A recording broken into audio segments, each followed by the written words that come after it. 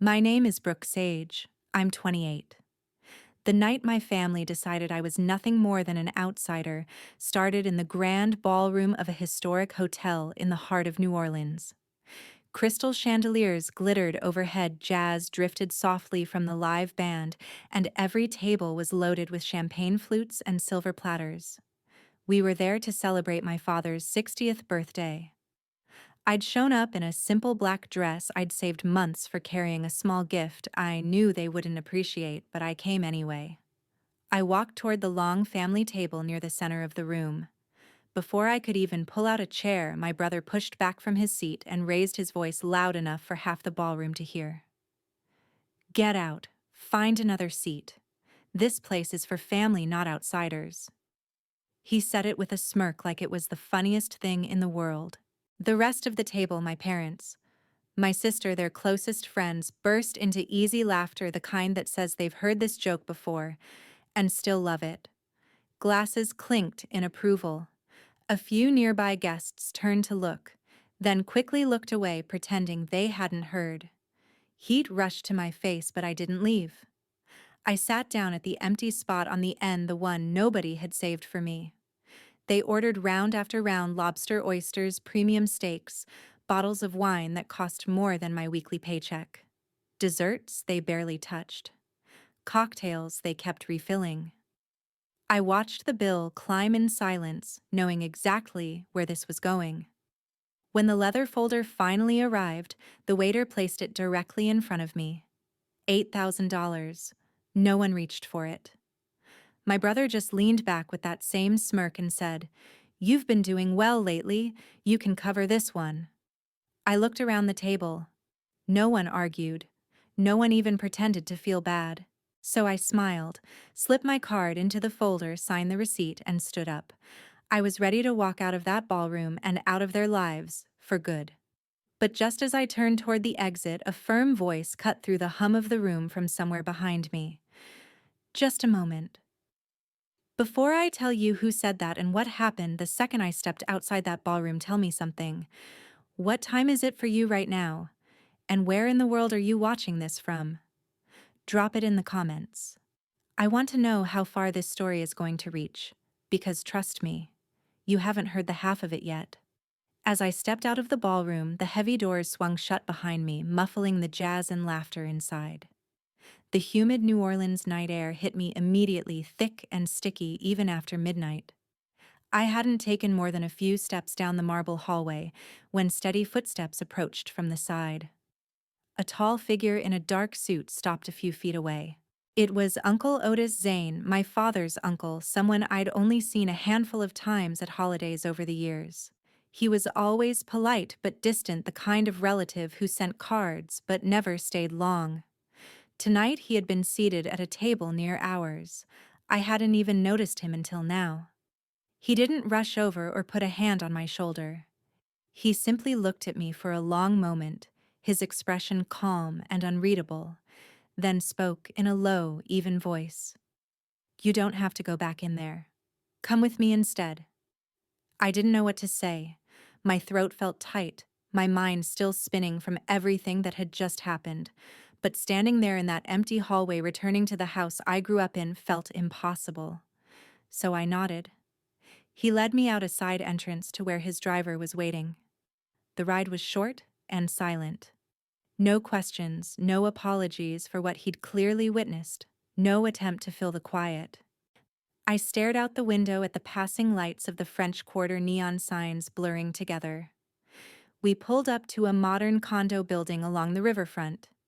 The lobby was quiet, security nodding at Otis as we passed. The elevator ride up was just as wordless. When the doors opened directly into his place, cool air and soft lighting greeted me. Floor-to-ceiling windows overlooked the Mississippi City lights reflecting on the water below. Everything was clean, minimal expensive without trying to show it. Otis set his keys down on a console table and gestured toward the open kitchen area. "Guest room is down the hall on the right. Towels are in the closet. Help yourself to whatever you need." That was it. No lecture, no pity, no long explanation. He disappeared into what I assumed was his own room, leaving me standing there alone. I walked to the guest room, slowly closing the door behind me. The bed was made the space spotless. I sat on the edge of it, still in my dress purse clutched in my lap. The silence in the condo was different from any I'd known before, complete, unbroken, almost protective. For the first time in hours, my breathing started to slow. I didn't cry. I didn't replay the evening in my head over and over. I just sat there feeling the weight of the night settle into something heavier but strangely calmer. The anger was still there, sharp and hot, but underneath it was something else I couldn't name. Yet, relief maybe, or the first hint of distance from a life that had never truly felt like mine. Eventually I changed, washed my face, and lay down. The city lights filtered through the blinds, casting faint patterns on the ceiling. Sleep didn't come quickly, but when it did, it was deep and dreamless. For once, no one expected anything from me. No one was watching to see if I'd measure up. The condo felt like a pause, a place where the rules I'd lived under for years simply didn't apply. I didn't know what Otis wanted or why he had stepped in tonight. But as I drifted off, his steady presence lingered in the back of my mind, calm, certain, and completely unfamiliar. The next morning, sunlight filtered through the blinds and pulled me awake earlier than I expected. I showered quickly, threw on yesterday's dress since I had nothing else, and stepped into the main living area. Otis was already there, seated at the dining table with a cup of coffee, a thick folder placed precisely in front of an empty chair across from him. A man in a crisp suit stood nearby, reviewing something on a tablet. Otis glanced up as I approached and gestured to the seat. "Brooke, this is attorney Liam Gray. He's handled my legal matters for years." Liam extended a hand, his grip firm but brief. "Good to meet you." No smile, no small talk, just a nod as he sat down beside Otis. I took the chair, my stomach tightening without knowing why. Coffee appeared in front of me, poured from a carafe I hadn't noticed. Otis didn't waste time. "Liam has records you need to see." He slid the folder toward me. Liam opened it with practiced efficiency and began spreading documents across the table: bank statements, trust agreements, withdrawal histories, all stamped with official seals. Liam's voice stayed level as he explained. "My birth parents had set up a substantial trust before the adoption, meant to cover education, medical needs, and living expenses until I turned 30. The principal amount had been impressive enough to change the trajectory of any kid's life, if used as intended. But according to the ledgers, Joyce and Ivan, my mother and father, had been named co-trustees along with a bank overseer. Over the past 20 years, large sums had been withdrawn, always labeled as family expenses or household necessities, routed into accounts I'd never known existed." Liam pointed to specific entries without raising his voice. $10,000 here for Harrison's private high school tuition and summer camps abroad. $25,000 there for Olivia's study abroad program in Europe, followed by another $30,000 for her destination wedding venue deposit and extras. A new luxury SUV for Harrison when he turned 21, $55,000 approved as transportation support. Smaller but consistent pulls for designer clothes, electronics, vacations framed as family bonding. Each withdrawal carried forged justifications that barely held up under scrutiny. The trust had been drained almost dry, leaving only scraps that Joyce and Ivan claimed were stretched thin across the whole household. Meanwhile, I'd worked multiple jobs through college-worn hand-me-downs and learned early that asking for anything extra made me a burden. Liam flipped to a summary page showing the original balance versus what remained. The difference hit like a quiet punch to the chest. All those years of scraping by, hearing lectures about money being tight, watching Harrison and Olivia get whatever they wanted without question, it wasn't bad luck or poor planning. It was deliberate. Otis watched me steadily, his face giving nothing away. He didn't interrupt or offer comfort. He simply let the numbers speak. I scanned page after page, dates stretching back to when I was 7, 8, 12. Every milestone for Harrison and Olivia had a corresponding dip in the account. My own requests for braces, a used laptop, even basic school supplies had been denied with sighs about budgets and sacrifice. The clarity arrived without tears or outbursts. Just a cold, sharp recognition that the scarcity I'd internalized as my fault had been manufactured. The family home, the rules, the constant reminders that I should be grateful, built on money that was never theirs to spend. Liam closed the folder when he finished, leaning back slightly. The withdrawals violated the trust terms. Documentation is solid. We have options moving forward whenever you're ready. I nodded slowly, still absorbing the scope. The betrayal wasn't loud or dramatic. In that moment, it settled in layers, heavy and undeniable. For the first time, the pieces of my childhood clicked into place with brutal precision. Otis finally spoke again, voice low. "You can stay here as long as you need. No rush." I looked between them, the weight of the revelation pressing down, but also lifting something I hadn't realized I was carrying. The life I'd known wasn't just unfair, it had been funded by theft dressed up as generosity. A few days later, my phone started buzzing nonstop with notifications I hadn't expected. At first, I ignored the unknown numbers and social media alerts, figuring they were wrong numbers or spam. But the messages kept coming, and curiosity won out. I opened a local New Orleans community group on Facebook, one of those neighborhood pages where people post about lost dogs or restaurant recommendations. A thread had blown up overnight, started by an account I didn't recognize, but with a profile picture that looked suspiciously like one of Olivia's old friends. The post painted a clear picture without naming me directly: a difficult adopted child who had walked out on a family celebration, was now staying with a wealthy relative, and was clearly taking advantage of an elderly man's generosity.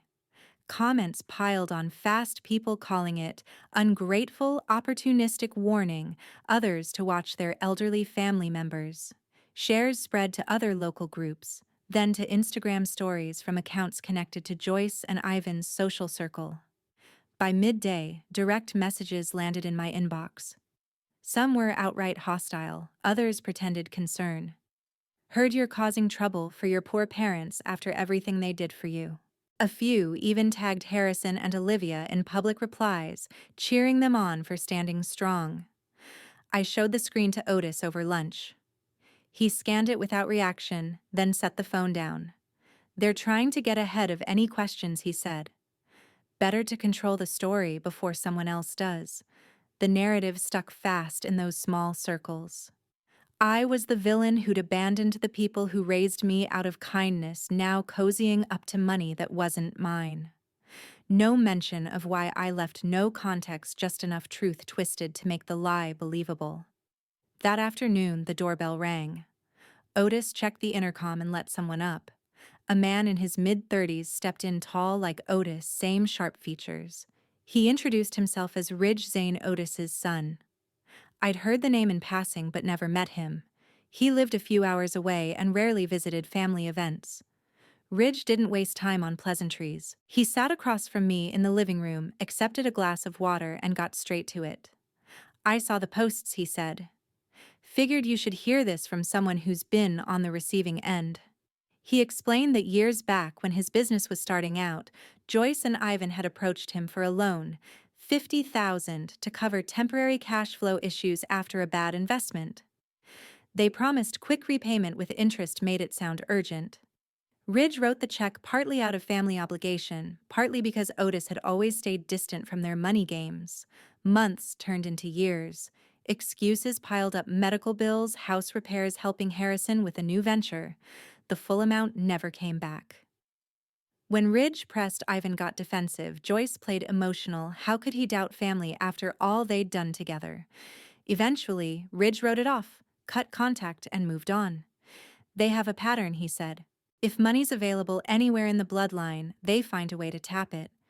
You're not the first, and the trust thing doesn't surprise me at all." Hearing it laid out like that sharpened the edges of what Liam had shown me. It wasn't random hardship or bad luck. It was calculated, repeated over time with whoever they could reach. Ridge stayed for an hour, answering my questions without sugarcoating.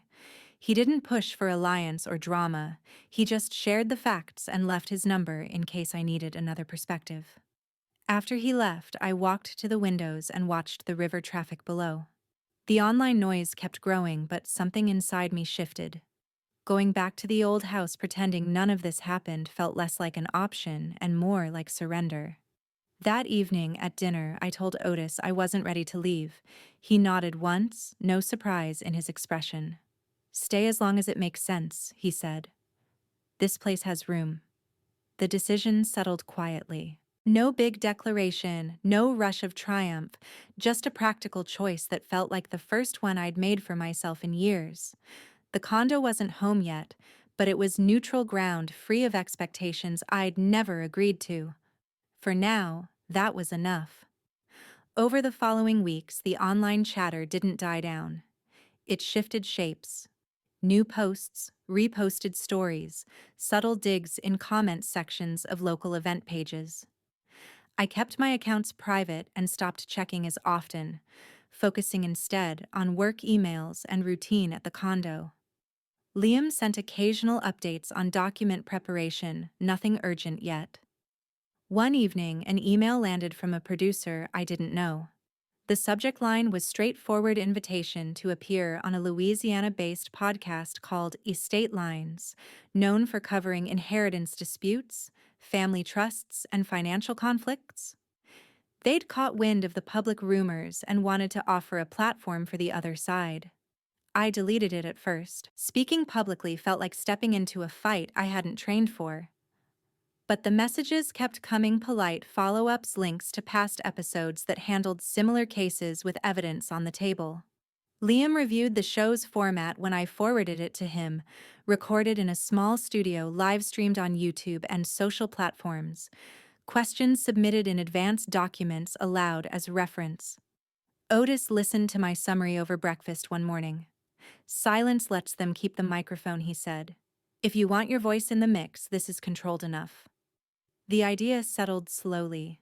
Not for revenge or spectacle, just to put facts where speculation lived.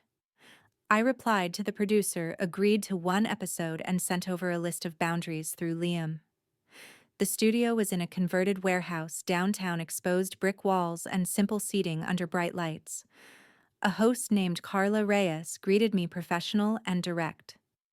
2 cameras, a few microphones, a table between us. Otis sat off to the side, out of frame but close. Liam was there too, folder ready in case specifics came up.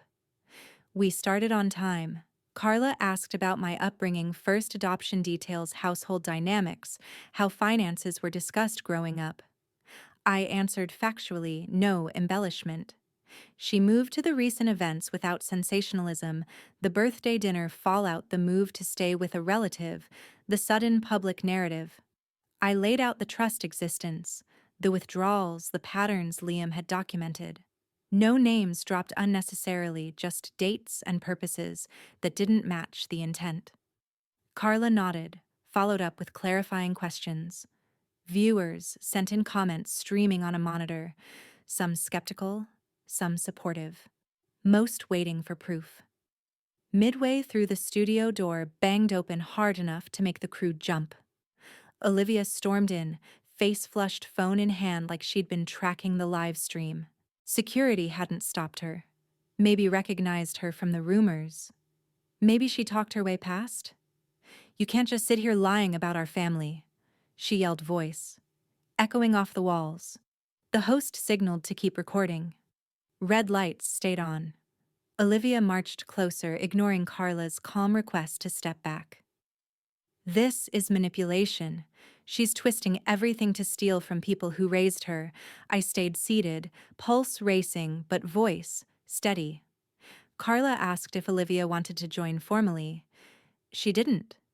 She kept going. "We sacrificed for years to give her a home.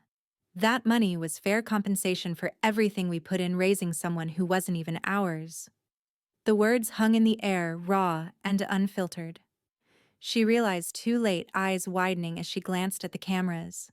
But it was outcaptured live for thousands watching. Crew members moved in, then guiding her toward the exit while she protested. The disruption lasted less than 2 minutes, but the damage to her side was instant. Carla wrapped the segment professionally, thanking me for coming in. By the time I stepped outside, my phone was exploding. Clips of Olivia's outburst were already circulating, short edits on TikTok, full segments shared in local groups, screenshots flooding Twitter. The exact phrase, "wasn't even ours," became the headline everywhere. Views climbed fast, 10,000, 50, 100 by nightfall. Comments flipped, people who'd bought the ungrateful narrative now questioning the other side. News alerts picked it up, small outlets running the clip with headlines about self-incriminating statements and family disputes. I watched the numbers from the condo that night, not with satisfaction, but with a strange detachment. The truth hadn't needed force, it had slipped out in anger, recorded forever. Liam called later, tone matter of fact. "That's admissible. Changes the landscape." The viral spread continued unchecked. Shares crossed state lines, forums dissected every second. For the first time, the story wasn't theirs alone to shape. Months later, the courthouse date arrived on a humid morning typical for New Orleans. Liam picked me up early. Otis stayed behind, but wished me luck with a simple nod. The building downtown was all marble floors and echoing hallways, security checks slow, but routine. We filed into the assigned room, smaller than TV courtrooms, just benches, a raised judge's desk, and tables facing each other. Liam guided me to our side. Across the aisle sat Joyce, Ivan Harrison, and Olivia, flanked by their own attorney, a man in a gray suit who shuffled papers constantly. No jury, this was a civil hearing on the trust mismanagement claim. The judge, a woman in her 50s with a no-nonsense expression, called the session to order promptly. Everyone stood again for formalities. Liam presented first. He submitted the original trust documents, bank records, withdrawal logs, thick binders organized by year. He walked the judge through the intent clause, funds solely for my benefit until age 30. Then, the discrepancies, transfers labeled vaguely ending up in personal accounts that paid for private schooling vehicles, travel events clearly benefiting only Harrison and Olivia. Their attorney objected occasionally on technicalities, but the judge overruled most, noting the patterns spoke for themselves.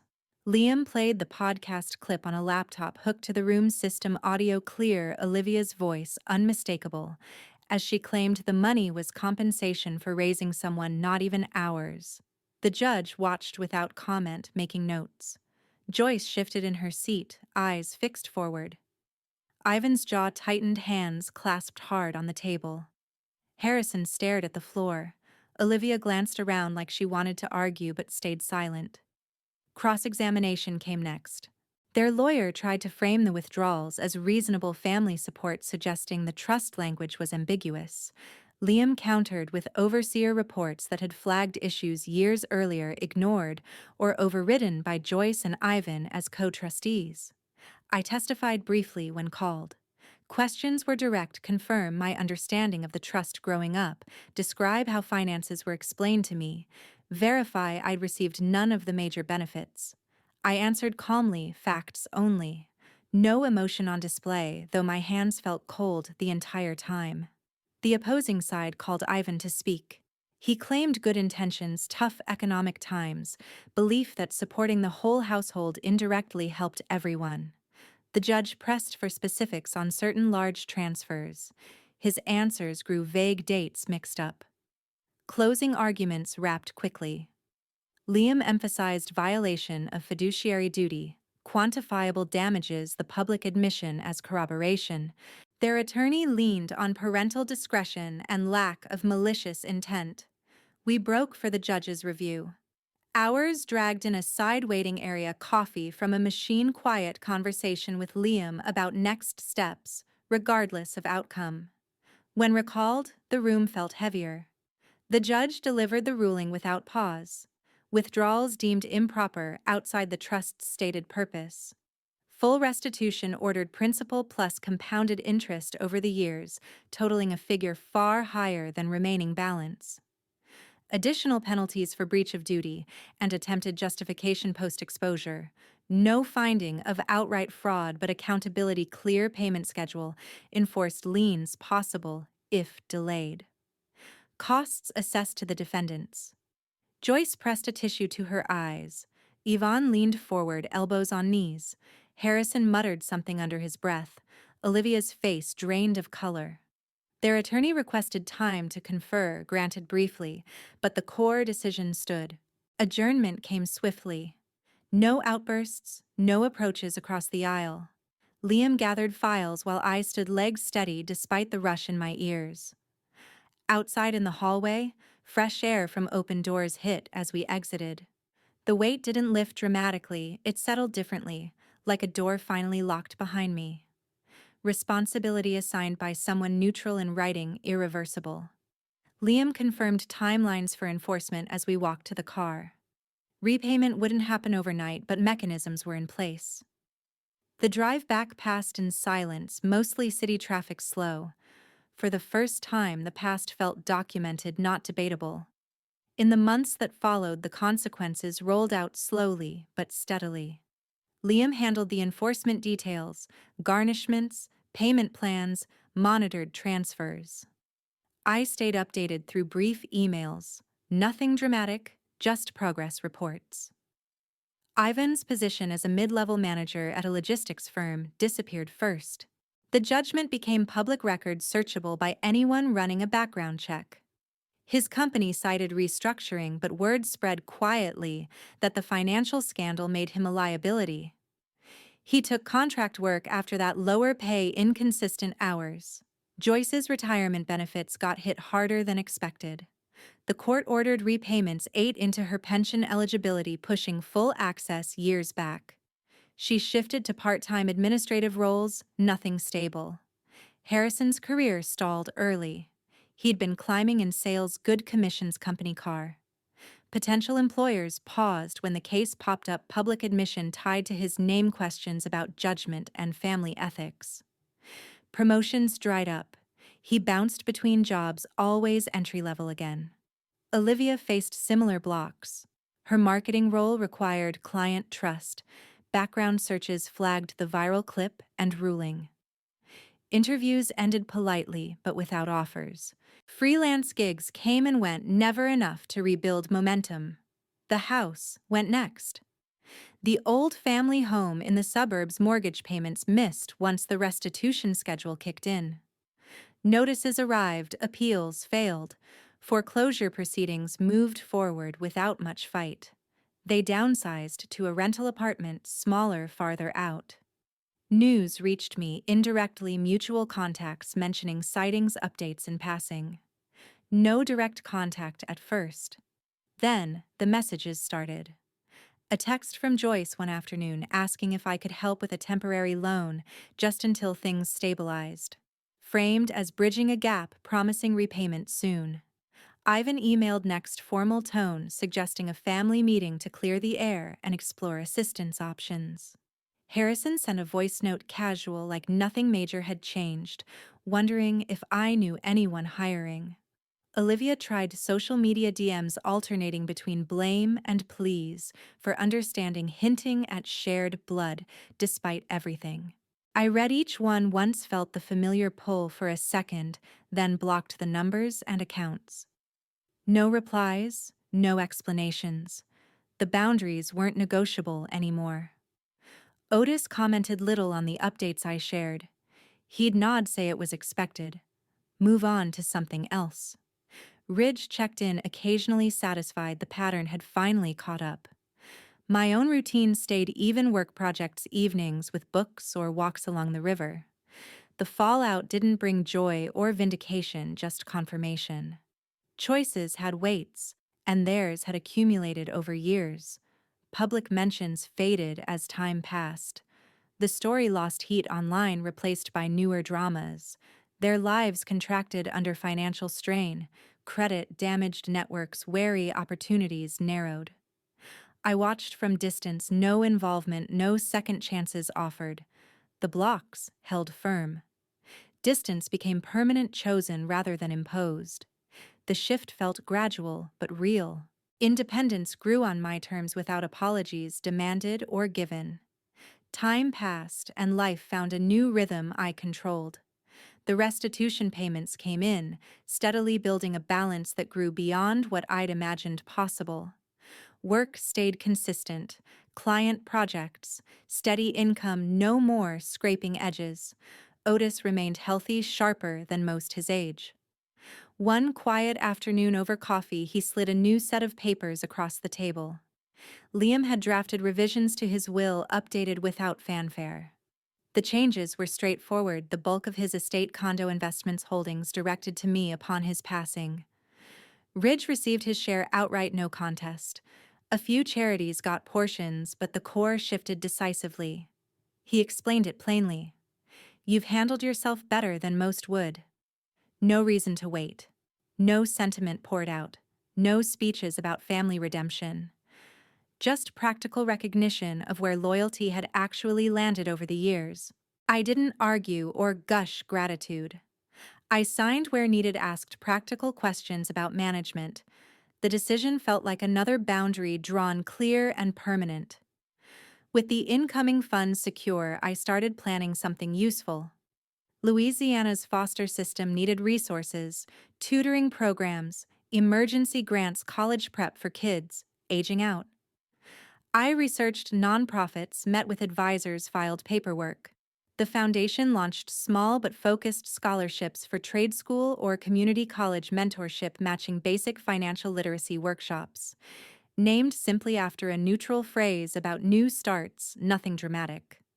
Board meetings happened quarterly. Volunteers grew slowly. Seeing direct impact, kids getting laptops they couldn't afford, others landing first jobs, gave shape to money that had once been twisted against me. I moved out of the condo, eventually bought a modest place downtown with river views, but my own keys. Decorated sparingly, filled it with things chosen for function and comfort. Contact with Joyce, Ivan Harrison, and Olivia stayed non-existent. Blocked channels held. No unblocks. No curiosity checks. Distance wasn't punishment anymore. It was preference maintained without effort. Otis and Ridge became the closest thing to regular family dinners. Sometimes updates by phone, no obligations beyond mutual respect. Simple, uncomplicated. Days filled with foundation work, freelance deadlines, evenings reading or walking the city. Stability arrived not as excitement, but as absence of old tensions. Decisions made without second-guessing approval, finances without lectures on gratitude. Looking back, I want anyone listening to this to know one thing clearly. Family isn't just blood or legal papers. It's consistent respect, honesty, and protection. When those are missing, you have every right to walk away and build something better.